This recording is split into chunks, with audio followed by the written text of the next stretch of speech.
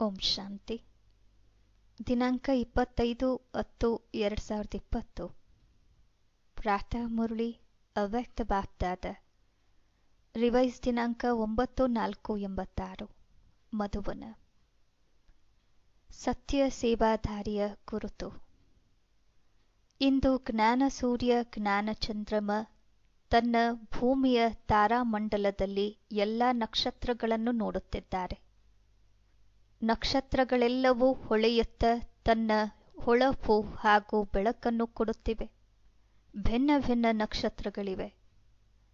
ಕೆಲವು ವಿಶೇಷ ಜ್ಞಾನದ ನಕ್ಷತ್ರಗಳಾಗಿವೆ, ಕೆಲವು ಸಹಜ ಯೋಗಿ ನಕ್ಷತ್ರವಾಗಿವೆ, ಕೆಲವು ಗುಣದಾನ ಮೂರ್ತಿ ನಕ್ಷತ್ರಗಳಾಗಿವೆ, ಕೆಲವು ನಿರಂತರ ಸೇವಾಧಾರಿ ನಕ್ಷತ್ರಗಳಾಗಿವೆ, ಕೆಲವು ಸದಾ ಸಂಪನ್ನ ನಕ್ಷತ್ರಗಳಾಗಿವೆ.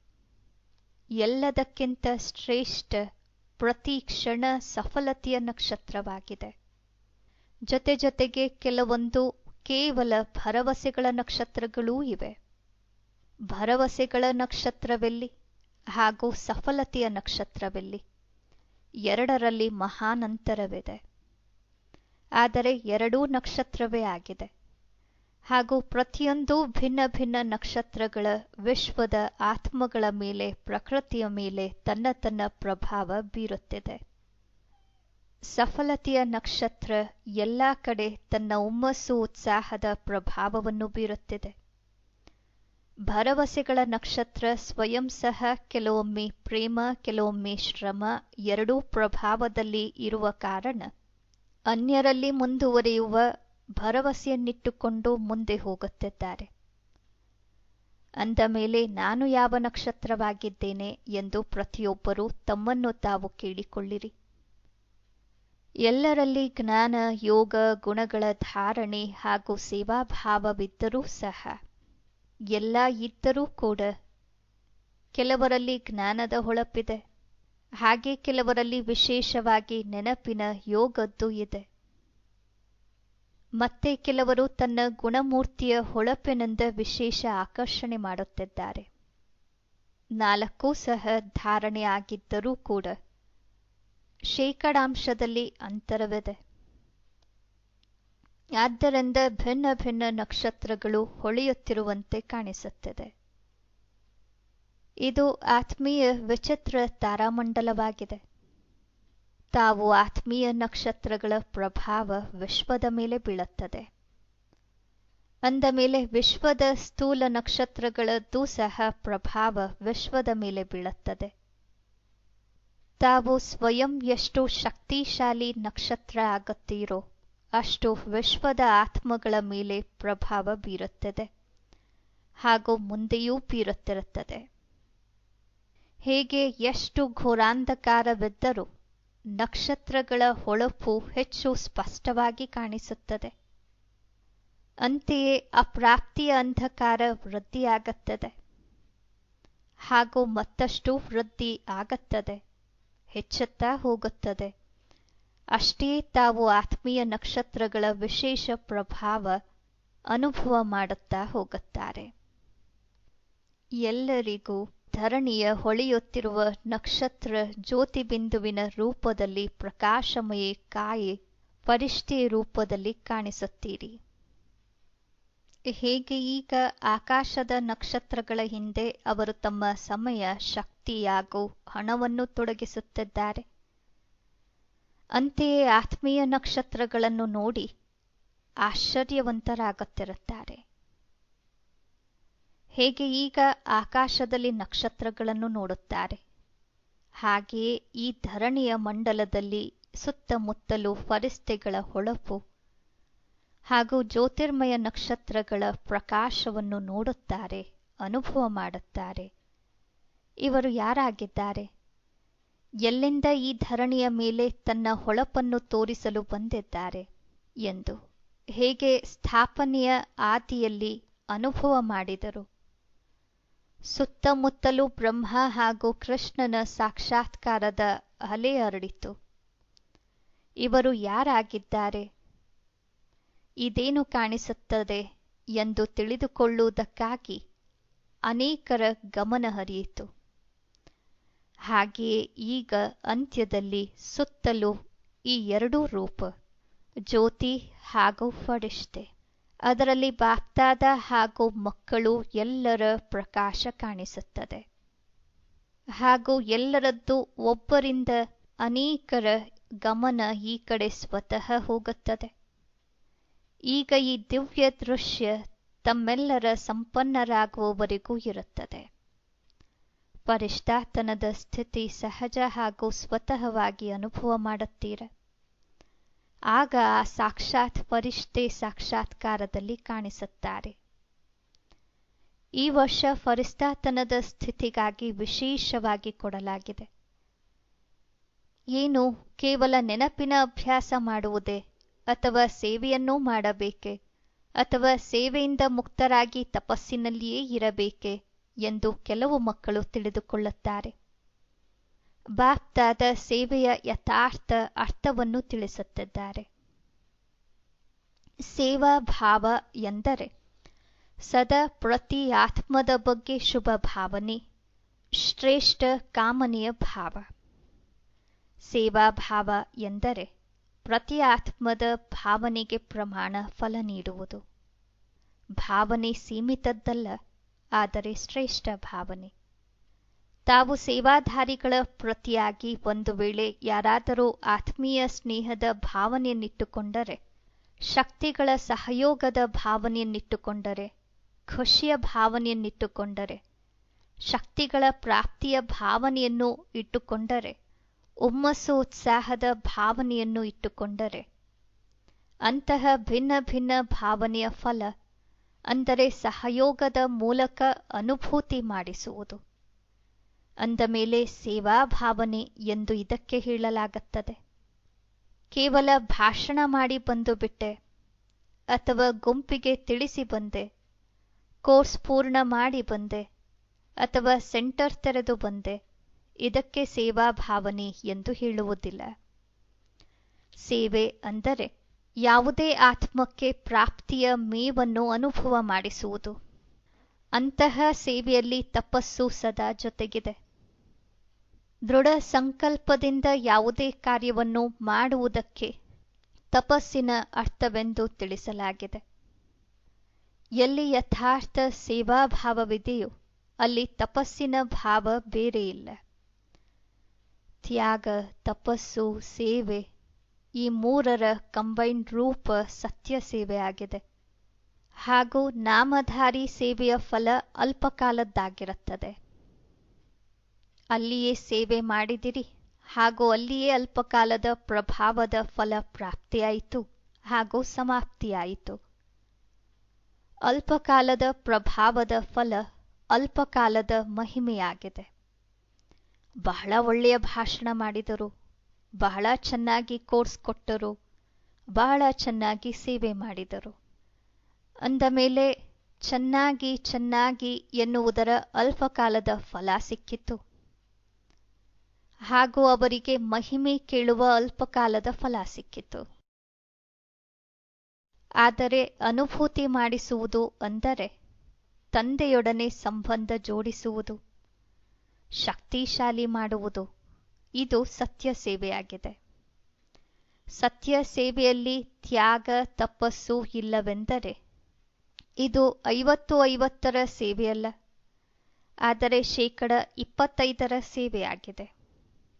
ಸತ್ಯ ಸೇವಾಧಾರಿಯ ಗುರುತು ತ್ಯಾಗ ಅಂದರೆ ನಮ್ರತೆ ಹಾಗೂ ತಪಸ್ಸು ಅಂದರೆ ಒಬ್ಬ ತಂದೆಯ ನಿಶ್ಚಯ, ನಶೆಯಲ್ಲಿ ದೃಢತೆ ಆಗಿದೆ.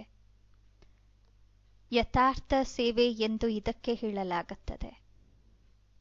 ಬಾಪ್ದಾದ ನಿರಂತರ ಸತ್ಯ ಸೇವಾದಾರಿಯಾಗುವುದಕ್ಕಾಗಿ ಹೇಳುತ್ತಾರೆ.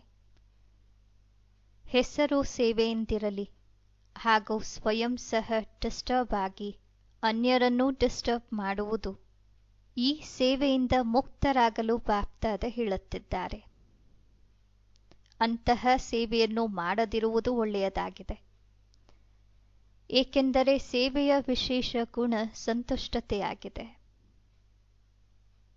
ಎಲ್ಲಿ ಸಂತುಷ್ಟತೆ ಇಲ್ಲವೋ, ಸ್ವಯಂನಿಂದಾಗಲಿ ಸಂಪರ್ಕದವರಿಂದಾಗಲಿ ಆ ಸೇವೆ ಸ್ವಯಂಮಿಗೂ ಫಲದ ಪ್ರಾಪ್ತಿಯನ್ನು ಮಾಡಿಸುವುದಿಲ್ಲ, ಅನ್ಯರಿಗೂ ಮಾಡಿಸುವುದಿಲ್ಲ. ಇದರಿಂದ ಸ್ವಯಂ ತಮ್ಮನ್ನು ಮೊದಲು ಸಂತುಷ್ಟಮಣಿ ಮಾಡಿಕೊಂಡು ನಂತರ ಸೇವೆಯಲ್ಲಿ ಬನ್ನಿ, ಅದು ಒಳ್ಳೆಯದಾಗಿದೆ. ಇಲ್ಲವೆಂದರೆ ಸೂಕ್ಷ್ಮ ಹೊರೆ ಅವಶ್ಯವಾಗಿದೆ. ಆ ಅನೇಕ ಪ್ರಕಾರದ ಹೊರೆ ಹಾರುವ ಕಲೆಯಲ್ಲಿ ವಿಘ್ನರೂಪವಾಗುತ್ತದೆ. ಹೊರೆಯನ್ನು ಏರಿಸಿಕೊಳ್ಳಬಾರದು, ಹೊರೆ ಇಳಿಸಿಕೊಳ್ಳಬೇಕು. ಯಾವಾಗ ಈ ರೀತಿ ತಿಳಿದುಕೊಳ್ಳುತ್ತೀರಾ ಅಂದ ಮೇಲೆ ಇದರಿಂದ ಏಕಾಂತವಾಸಿಯಾಗುವುದು ಒಳ್ಳೆಯದಾಗಿದೆ. ಏಕೆಂದರೆ ಏಕಾಂತವಾಸಿಯಾಗುವುದರಿಂದ ಸ್ವಪರಿವರ್ತನೆಯ ಗಮನವಿರುತ್ತದೆ. ಅಂದ ಮೇಲೆ ಬಾಪ್ದಾದ ತಪಸ್ಸು ಎಂದು ಯಾವುದನ್ನು ಹೇಳುತ್ತಿದ್ದಾರೆ ಅದು ಕೇವಲ ಹಗಲು ರಾತ್ರಿ ಕುಳಿತಂತೆಯೇ ತಪಸ್ಸಿಗಾಗಿ ಹೇಳುತ್ತಿಲ್ಲ. ತಪಸ್ಸಿನಲ್ಲಿ ಕೂರುವುದು ಸಹ ಸೇವೆಯೇ ಆಗಿದೆ. ಲೈಟ್ ಹೌಸ್ ಮೈಟ್ ಹೌಸ್ ಆಗಿ ಶಾಂತಿಯ ಶಕ್ತಿಯ ಕಿರಣಗಳ ಮೂಲಕ ವಾಯುಮಂಡಲವನ್ನು ಮಾಡಬೇಕು. ತಪಸ್ಸಿನ ಜೊತೆಗೆ ಮನಸ ಸೇವೆ ಜೋಡಣೆಯಾಗಿದೆ, ಬೇರೆಯಾಗಿಲ್ಲ. ಇಲ್ಲವೆಂದರೆ ತಪಸ್ಸು ಏನು ಮಾಡುತ್ತೀರ? ಶ್ರೇಷ್ಠ ಆತ್ಮ ಬ್ರಾಹ್ಮಣ ಆತ್ಮಂತೂ ಆಗಿದ್ದೀರ. ಈಗ ತಪಸ್ಸು ಎಂದರೆ ಸ್ವಯಂ ಸರ್ವಶಕ್ತಿಗಳಿಂದ ಸಂಪನ್ನರಾಗಿ ದೃಢ ಸ್ಥಿತಿ ದೃಢ ಸಂಕಲ್ಪದ ಮೂಲಕ ವಿಶ್ವದ ಸೇವೆಯನ್ನು ಮಾಡಬೇಕು.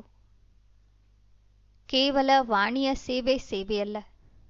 ಹೇಗೆ ಸುಖ ಶಾಂತಿ ಪವಿತ್ರತೆಯ ಸಂಬಂಧ ಪರಸ್ಪರದಲ್ಲಿದೆ, ಹಾಗೆಯೇ ತ್ಯಾಗ ತಪಸ್ಸು ಸೇವೆಯ ಸಂಬಂಧವಿದೆ. ಬಾಪ್ದಾದ ತಪಸ್ವಿ ರೂಪ ಅಂದರೆ ಶಕ್ತಿಶಾಲಿ ಸೇವಾಧಾರಿ ರೂಪ ಮಾಡಿಕೊಳ್ಳುವುದಕ್ಕಾಗಿ ಹೇಳುತ್ತಾರೆ. ತಪಸ್ವಿ ರೂಪದ ದೃಷ್ಟಿಯೂ ಸೇವೆ ಮಾಡುತ್ತದೆ. ಅವರ ಶಾಂತ ಸ್ವರೂಪ ಮುಖಪುಟವೂ ಸೇವೆ ಮಾಡುತ್ತದೆ. ತಪಸ್ವಿ ಮೂರ್ತಿಯ ದರ್ಶನ ಮಾತ್ರದಿಂದಲೂ ಪ್ರಾಪ್ತಿಯ ಅನುಭೂತಿಯಾಗುತ್ತದೆ. ಆದ್ದರಿಂದ ಇತ್ತೀಚೆಗೆ ನೋಡಿ, ಯಾರು ಹಠದಿಂದ ತಪಸ್ಸು ಮಾಡುತ್ತಾರೆ ಅವರ ದರ್ಶನದ ಹಿಂದೆಯೂ ಎಷ್ಟು ಗುಂಪು ಜನ ಸೇರುತ್ತಾರೆ. ಇದು ನಿಮ್ಮ ತಪಸ್ಸಿನ ಪ್ರಭಾವದ ನೆನಪಾರ್ಥ ಅಂತ್ಯದವರೆಗೂ ನಡೆಯುತ್ತಾ ಬಂದಿದೆ. ಅಂದ ಮೇಲೆ ಸೇವಾಭಾವವೆಂದು ಯಾವುದಕ್ಕೆ ಹೇಳಲಾಗುತ್ತದೆ ಎಂದು ತಿಳಿದುಕೊಂಡಿರೆ. ಸೇವಾಭಾವ ಎಂದರೆ ಸರ್ವರ ನಿಶ್ಶಕ್ತತೆಗಳನ್ನು ಸಮಾವೇಶ ಮಾಡಿಕೊಳ್ಳುವ ಭಾವ. ನಿಶ್ಶಕ್ತತೆಗಳನ್ನು ವಿರೋಧ ಮಾಡುವ ಭಾವವಲ್ಲ, ಸಮಾವೇಶ ಮಾಡಿಕೊಳ್ಳುವ ಭಾವ. ಸ್ವಯಂ ಸಹನೆ ಮಾಡಿಕೊಂಡು ಅನ್ಯರಿಗೆ ಶಕ್ತಿ ನೀಡುವ ಭಾವ. ಆದ್ದರಿಂದ ಸಹನಾ ಶಕ್ತಿ ಎನ್ನಲಾಗುತ್ತದೆ. ಸಹನೆ ಮಾಡುವುದು ಶಕ್ತಿ ತುಂಬಿಕೊಳ್ಳುವುದು ಹಾಗೂ ಶಕ್ತಿಯನ್ನು ಕೊಡುವುದಾಗಿದೆ. ಸಹನೆ ಮಾಡಿಕೊಳ್ಳುವುದು ಸಾಯುವುದಲ್ಲ. ನಾನಂತೂ ಸಹನೆ ಮಾಡುತ್ತಾ ಸತ್ತು ಹೋಗುತ್ತೇನೆ ಎಂದು ಕೆಲವರು ಯೋಚಿಸುತ್ತಾರೆ. ನಾನು ಸಾಯಬೇಕೇನು? ಆದರೆ ಇದು ಸಾಯುವುದಲ್ಲ. ಇದು ಎಲ್ಲರ ಹೃದಯಗಳಲ್ಲಿ ಸ್ನೇಹದಿಂದ ಬದುಕುವುದಾಗಿದೆ.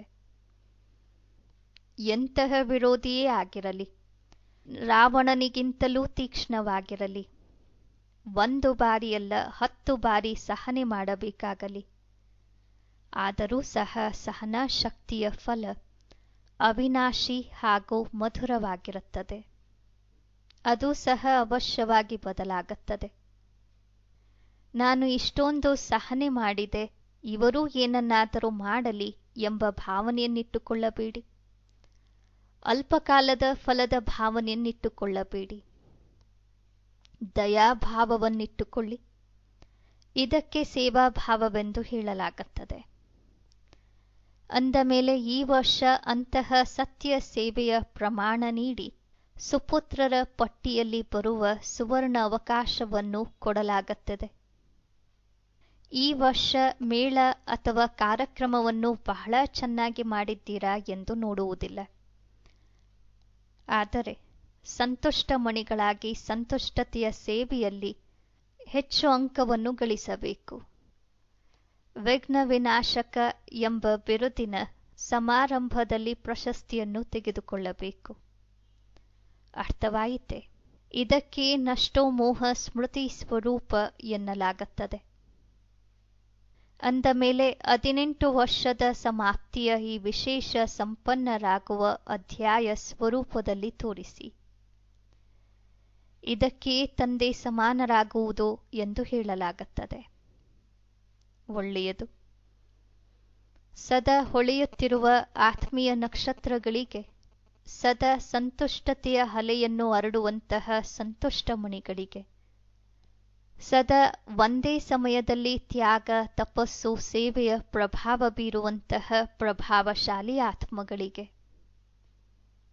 ಸದಾ ಸರ್ವ ಆತ್ಮಗಳಿಗೂ ಆತ್ಮೀಯ ಭಾವನೆಯ ಆತ್ಮೀಯ ಫಲ ನೀಡುವಂತಹ ಬೀಜ ಸ್ವರೂಪ ತಂದೆ ಸಮಾನ ಶ್ರೇಷ್ಠ ಮಕ್ಕಳಿಗೆ ಬಾಪ್ದಾದರವರ ಸಂಪನ್ನರಾಗುವ ಸವಿನೆನಪು ಹಾಗೂ ನಮಸ್ತೆ. ಆತ್ಮೀಯ ತಂದೆಗೆ ಆತ್ಮೀಯ ಮಕ್ಕಳ ನಮಸ್ಕಾರಗಳು. ಪಂಜಾಬ್ ಹಾಗೂ ಹರಿಯಾಣ ಝೋನ್ನ ಸಹೋದರ ಸಹೋದರಿಯರೊಂದಿಗೆ ಅವ್ಯಕ್ತ ಬಾಪ್ದಾದರವರ ಭೇಟಿ. ಸದಾ ತನ್ನನ್ನು ಅಚಲ ಅಡೋಲ ಆತ್ಮಗಳೆಂದು ಅನುಭವ ಮಾಡುತ್ತೀರ. ಯಾವುದೇ ಪ್ರಕಾರದ ಏರುಪೇರಿನಲ್ಲಿ ಅಚಲರಾಗಿರುವುದೇ ಶ್ರೇಷ್ಠ ಬ್ರಾಹ್ಮಣಾತ್ಮಗಳ ಗುರುತಾಗಿದೆ. ಜಗತ್ತು ಏರುಪೇರಿನಲ್ಲಿರಲಿ, ಆದರೆ ತಾವು ಶ್ರೇಷ್ಠ ಆತ್ಮಗಳು ಏರುಪೇರಿನಲ್ಲಿ ಬರಲು ಸಾಧ್ಯವಿಲ್ಲ. ಏಕೆ? ಡ್ರಾಮಾದ ಪ್ರತಿಯೊಂದು ದೃಶ್ಯವನ್ನು ತಿಳಿದಿದ್ದೀರ. ಜ್ಞಾನ ಸ್ವರೂಪ ಆತ್ಮಗಳು, ಶಕ್ತಿ ಸ್ವರೂಪ ಆತ್ಮಗಳು ಸದಾ ಸ್ವತಃವೇ ಅಚಲರಾಗಿರುತ್ತೀರ. ಅಂದ ಮೇಲೆ ಎಂದಿಗೂ ವಾಯುಮಂಡಲದಿಂದ ಗಾಬರಿಯಾಗುವುದಿಲ್ಲವೇ? ನಿರ್ಭಯರಾಗಿದ್ದೀರ. ಶಕ್ತಿಯರು ನಿರ್ಭಯರಾಗಿದ್ದೀರ, ಅಥವಾ ಸ್ವಲ್ಪ ಸ್ವಲ್ಪ ಭಯ ಎನಿಸುತ್ತದೆಯೋ? ಏಕೆಂದರೆ ಇದಂತೂ ಮೊದಲಿನಿಂದಲೇ ಸ್ಥಾಪನೆ ಮಾಡುವ ಸಮಯದಿಂದಲೇ ಭಾರತದಲ್ಲಿ ಸಿವಿಲ್ ವಾರ್ ಆಗಲೇಬೇಕೆಂದು ತಿಳಿದಿದ್ದೀರ. ಇದನ್ನು ಪ್ರಾರಂಭದ ಚಿತ್ರಗಳಲ್ಲಿಯೇ ನೀವು ತೋರಿಸಿದ್ದೀರ. ಅಂದ ಮೇಲೆ ಏನನ್ನು ತೋರಿಸಿದ್ದೀರೋ ಅದು ಆಗಬೇಕಲ್ಲವೇ? ಭಾರತದ ಪಾತ್ರವೇ ಸಿವಿಲ್ ವಾರ್ನಿಂದಿದೆ, ಆದ್ದರಿಂದ ಏನೂ ಹೊಸದಲ್ಲ. ಅಂದ ಮೇಲೆ ಏನೋ ಹೊಸದಲ್ಲವೋ ಅಥವಾ ಗಾಬರಿಯಾಗುತ್ತೀರೋ? ಏನಾಯಿತು, ಹೇಗೆ ಆಯಿತು, ಇದಾಯಿತು, ಅದಾಯಿತು ಎಂಬ ಸಮಾಚಾರವನ್ನು ಕೇಳುತ್ತಾ ನೋಡುತ್ತಾ ಇದ್ದರೂ ಸಹ ಡ್ರಾಮಾದಲ್ಲಿ ಮಾಡಲ್ಪಟ್ಟ ವಿಧಿಯನ್ನು ಶಕ್ತಿಶಾಲಿಯಾಗಿ ನೋಡುತ್ತಾ ಹಾಗೂ ಅನ್ಯರಿಗೂ ಶಕ್ತಿ ನೀಡುವ ಇದೇ ಕೆಲಸ ಆಗಿದೆಯಲ್ಲವೇ ತಮ್ಮೆಲ್ಲರದ್ದು. ಜಗತ್ತಿನವರು ಗಾಬರಿ ಪಡುತ್ತಾರೆ ಹಾಗೂ ತಾವು ಆ ಆತ್ಮಗಳಲ್ಲಿ ಶಕ್ತಿ ತುಂಬುತ್ತೀರ. ಯಾರೇ ಸಂಪರ್ಕದಲ್ಲಿ ಬರಲಿ ಅವರಿಗೆ ಶಕ್ತಿಗಳ ದಾನ ನೀಡುತ್ತಾ ಹೋಗಿ, ಶಾಂತಿಯ ದಾನ ನೀಡುತ್ತಾ ಹೋಗಿ. ಈಗ ಅಶಾಂತಿಯ ಸಮಯದಲ್ಲಿ ಶಾಂತಿ ನೀಡುವ ಸಮಯವಾಗಿದೆ. ಅಂದ ಮೇಲೆ ಶಾಂತಿಯ ಸಂದೇಶವಾಹಕರಾಗಿದ್ದೀರ. ಶಾಂತಿದೂತ ಎಂದು ಗಾಯನವಾಗಿದೆಯಲ್ಲವೇ? ಅಂದ ಮೇಲೆ ಎಂದಿಗೂ ಸಹ ಎಲ್ಲಿಯೇ ಇದ್ದರೂ ನಡೆಯುತ್ತಿದ್ದರೂ ಸದಾ ತನ್ನನ್ನು ಶಾಂತಿ ದೂತ ಎಂದು ತಿಳಿದು ನಡೆಯಿರಿ. ಶಾಂತಿಯ ದೂತನಾಗಿದ್ದೇನೆ, ಶಾಂತಿಯ ಸಂದೇಶ ನೀಡುವವನಾಗಿದ್ದೇನೆ ಎಂದಾಗ ಸ್ವಯಂ ಸಹ ಶಾಂತ ಸ್ವರೂಪ ಶಕ್ತಿಶಾಲಿಯಾಗಿರುತ್ತೀರ ಹಾಗೂ ಅನ್ಯರಿಗೂ ಕೊಡುತ್ತಿರುತ್ತೀರ. ಅವರು ಅಶಾಂತಿಯನ್ನು ಕೊಡಲಿ, ತಾವು ಶಾಂತಿಯನ್ನು ಕೊಡಿ. ಅವರು ಬೆಂಕಿ ಹಾಕಲಿ, ತಾವು ನೀರು ಹಾಕಿ. ಇದೇ ಕೆಲಸವಾಗಿದೆ ಅಲ್ಲವೇ? ಇವರಿಗೆ ಸತ್ಯ ಸೇವಾಧಾರಿ ಎಂದು ಹೇಳುತ್ತಾರೆ. ಅಂದ ಮೇಲೆ ಅಂತಹ ಸಮಯದಲ್ಲಿ ಇದೇ ಸೇವೆಯ ಅವಶ್ಯಕತೆ ಇದೆ. ಶರೀರವಂತೂ ವಿನಾಶಿಯಾಗಿದೆ, ಆದರೆ ಆತ್ಮ ಶಕ್ತಿಶಾಲಿಯಾಗಿರುತ್ತದೆ ಎಂದರೆ ಒಂದು ಶರೀರ ಬಿಟ್ಟು ಹೋದರೂ ಸಹ ಮತ್ತೊಂದರಲ್ಲಿ ನೆನಪಿನ ಪ್ರಾರಬ್ಧ ನಡೆಯುತ್ತಿರುತ್ತದೆ. ಆದ್ದರಿಂದ ಅವಿನಾಶಿ ಪ್ರಾಪ್ತಿ ಮಾಡಿಸುತ್ತಾ ಹೋಗಿ. ಅಂದ ಮೇಲೆ ತಾವು ಯಾರಾಗಿದ್ದೀರ? ಶಾಂತಿಯ ದೂತ, ಶಾಂತಿಯ ಸಂದೇಶವಾಹಕ, ಮಾಸ್ಟರ್ ಶಾಂತಿದಾತ, ಮಾಸ್ಟರ್ ಶಕ್ತಿದಾತ, ಈ ಸ್ಮೃತಿ ಸದಾ ಇರುತ್ತದೆಯಲ್ಲವೇ? ಸದಾ ತಮ್ಮನ್ನು ಇದೇ ಸ್ಮೃತಿಯಿಂದ ಮುಂದುವರೆಸಿಕೊಳ್ಳುತ್ತಾ ಸಾಗಿ. ಅನ್ಯರನ್ನೂ ಸಹ ಮುಂದುವರಿಸಿ. ಇದೇ ಸೇವೆಯಾಗಿದೆ. ಸರ್ಕಾರದ ನಿಯಮ ಏನೇ ಆಗಿದ್ದರೂ ಅದನ್ನು ಪಾಲನೆ ಮಾಡಲೇಬೇಕಾಗುತ್ತದೆ. ಆದರೆ ಎಂದೇ ಆದರೂ ಸ್ವಲ್ಪ ಸಮಯ ಸಿಕ್ಕಿದರೂ ಮನಸ್ಸಿನಿಂದ ವಾಣಿಯಿಂದ ಅವಶ್ಯವಾಗಿ ಸೇವೆ ಮಾಡುತ್ತೀರಿ. ಈಗ ಮನಸಾ ಸೇವೆಯದ್ದಂತೂ ಬಹಳ ಅವಶ್ಯಕತೆ ಇದೆ. ಆದರೆ ಸ್ವಯಂನಲ್ಲಿ ಶಕ್ತಿ ತುಂಬಿರುವಾಗ ಅನ್ಯರಿಗೆ ನೀಡಲು ಸಾಧ್ಯ. ಅಂದ ಮೇಲೆ ಸದಾ ಶಾಂತಿದಾತನ ಮಕ್ಕಳು ಶಾಂತಿದಾತರಾಗಿ. ದಾತರೂ ಆಗಿದ್ದೀರಾ, ಅಂದ ಮೇಲೆ ವಿಧಾತರೂ ಆಗಿದ್ದೀರಾ. ನಡೆಯುತ್ತಾ ಓಡಾಡುತ್ತಾ ನಾನು ಮಾಸ್ಟರ್ ಶಾಂತಿದಾತ, ಮಾಸ್ಟರ್ ಶಕ್ತಿದಾತನಾಗಿದ್ದೇನೆ ಎಂಬ ನೆನಪಿರಲಿ. ಇದೇ ಸ್ಮೃತಿಯಿಂದ ಅನೇಕ ಆತ್ಮಗಳಿಗೆ ತರಂಗಗಳನ್ನು ನೋಡುತ್ತೀರಿ. ಆಗ ಅವರು ಇವರ ಸಂಪರ್ಕದಲ್ಲಿ ಬರುವುದರಿಂದ ಶಾಂತಿ ಅನುಭೂತಿಯಾಗುತ್ತಿದೆ ಎಂದು ಅನುಭೂತಿ ಮಾಡುತ್ತಾರೆ. ಅಂದ ಮೇಲೆ ತಂದೆ ಸಮಾನ ಮಾಸ್ಟರ್ ಶಾಂತಿದಾತ ಶಕ್ತಿದಾತ ಆಗಬೇಕೆಂಬ ಇದೇ ವರದಾನವನ್ನು ನೆನಪಿನಲ್ಲಿಟ್ಟುಕೊಳ್ಳಿ. ಎಲ್ಲರೂ ಸಾಹಸಿಯಾಗಿದ್ದೀರಲ್ಲವೇ? ಏರುಪೇರಿನಲ್ಲಿಯೂ ವ್ಯರ್ಥ ಸಂಕಲ್ಪ ನಡೆಯಬಾರದು. ಏಕೆಂದರೆ ವ್ಯರ್ಥ ಸಂಕಲ್ಪ ಸಮರ್ಥರಾಗಲು ಬಿಡುವುದಿಲ್ಲ. ಏನಾಗುತ್ತದೆ, ಈ ರೀತಿಯಂತೂ ಆಗುವುದಿಲ್ಲವೇ ಇತ್ಯಾದಿ ಎಲ್ಲವೂ ವ್ಯರ್ಥವಾಗಿದೆ. ಏನು ಆಗುತ್ತದೆಯೋ ಅದನ್ನು ಶಕ್ತಿಶಾಲಿಯಾಗಿ ನೋಡಿ ಹಾಗೂ ಅನ್ಯರಿಗೂ ಶಕ್ತಿ ಕೊಡಿ. ಈ ಪಕ್ಕದ ದೃಶ್ಯಗಳು ಬರುತ್ತವೆ. ಇದು ಸಹ ಒಂದು ಪಕ್ಕದ ದೃಶ್ಯ ನಡೆಯುತ್ತಿದೆ. ರಸ್ತೆ ಬದಿಯ ದೃಶ್ಯವೆಂದು ತಿಳಿದು ನೋಡಿದಾಗ ಗಾಬರಿಯಾಗುವುದಿಲ್ಲ. ಒಳ್ಳೆಯದು. ಅಮೃತ ವೇಳೆಯ ಬೀಳ್ಕೊಡುಗೆಯ ಸಮಯದಲ್ಲಿ ಈ ಸಂಗಮ ಯುಗ ಅಮೃತ ವೇಳೆಯಾಗಿದೆ. ಪೂರ್ಣವೇ ಸಂಗಮ ಯುಗ ಅಮೃತ ವೇಳೆಯಾಗಿರುವ ಕಾರಣ ಈ ಸಮಯದ ಮಹಾನತೆಯನ್ನು ಸದಾಕಾಲಕ್ಕಾಗಿ ಗಾಯನ ಮಾಡಲಾಗುತ್ತದೆ. ಅಂದ ಮೇಲೆ ಪೂರ್ಣವೇ ಸಂಗಮ ಯುಗ ಎಂದರೆ ಅಮೃತ ವೇಳೆ ಎಂದರೆ ಡೈಮಂಡ್ ಮಾರ್ನಿಂಗ್. ಸದಾ ತಂದೆ ಮಕ್ಕಳ ಜೊತೆಗಿದ್ದಾರೆ ಹಾಗೂ ಮಕ್ಕಳು ತಂದೆಯ ಜೊತೆಗಿದ್ದಾರೆ. ಆದ್ದರಿಂದ ಅಪರಿಮಿತದ ಡೈಮಂಡ್ ಮಾರ್ನಿಂಗ್ ಆಗಿದೆ. ಬಾಪ್ದಾದ ಸದಾ ಹೇಳುತ್ತಲೇ ಇರುತ್ತಾರೆ. ಆದರೆ ವ್ಯಕ್ತ ಸ್ವರೂಪದಲ್ಲಿ ವ್ಯಕ್ತ ದೇಶದ ಲೆಕ್ಕದಿಂದ ಇವತ್ತಿಗೂ ಸಹ ಎಲ್ಲ ಮಕ್ಕಳಿಗೂ ಸದಾ ಜೊತೆಯಲ್ಲಿರುವ ಗುಡ್ ಮಾರ್ನಿಂಗ್ ಎನ್ನಿ, ಗೋಲ್ಡನ್ ಮಾರ್ನಿಂಗ್ ಎನ್ನಿ, ಡೈಮಂಡ್ ಮಾರ್ನಿಂಗ್ ಎನ್ನಿ, ಏನಾದರೂ ಹೇಳಿ, ಅದನ್ನು ಬಾಪ್ದಾದ ಎಲ್ಲ ಮಕ್ಕಳಿಗೂ ಕೊಡುತ್ತಿದ್ದಾರೆ.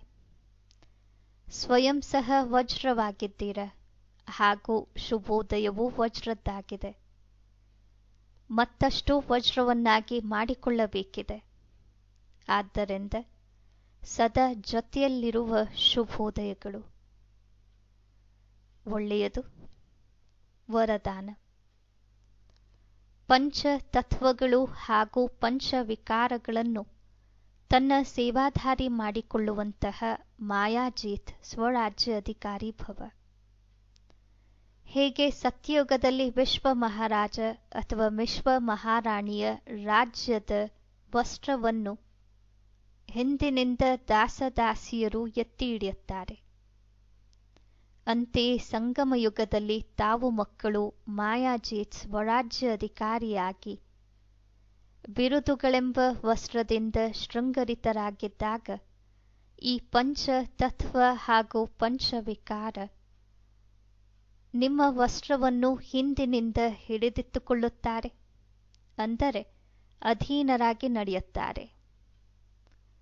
ಇದಕ್ಕಾಗಿ ದೃಢ ಸಂಕಲ್ಪದ ಪಟ್ಟಿಯಿಂದ ಬಿರುದುಗಳ ವಸ್ತ್ರವನ್ನು ಬಿಗಿ ಮಾಡಿಕೊಳ್ಳಿ. ಭಿನ್ನ ಭಿನ್ನ ವಸ್ತ್ರ ಹಾಗೂ ಶೃಂಗಾರದ ಸೆಟ್ನಿಂದ ಶೃಂಗರಿತರಾಗಿ ತಂದೆಯ ಜೊತೆಯಲ್ಲಿರಿ. ಆಗ ಈ ವಿಕಾರ ಮತ್ತು ತತ್ವ ಪರಿವರ್ತನೆಯಾಗಿ ಸಹಯೋಗಿ ಸೇವಾಧಾರಿ ಆಗುತ್ತದೆ. ಸ್ಲೋಗನ್. ಯಾವ ಗುಣಗಳು ಹಾಗೂ ಶಕ್ತಿಗಳ ವರ್ಣನೆ ಮಾಡುತ್ತೀರೋ ಅವುಗಳ ಅನುಭವಗಳಲ್ಲಿ ಮುಳುಗಿ ಹೋಗಿ. ಅನುಭವವೇ ಎಲ್ಲದಕ್ಕಿಂತ ದೊಡ್ಡ ಅಥಾರಿಟಿಯಾಗಿದೆ. ಓಂ ಶಾಂತಿ.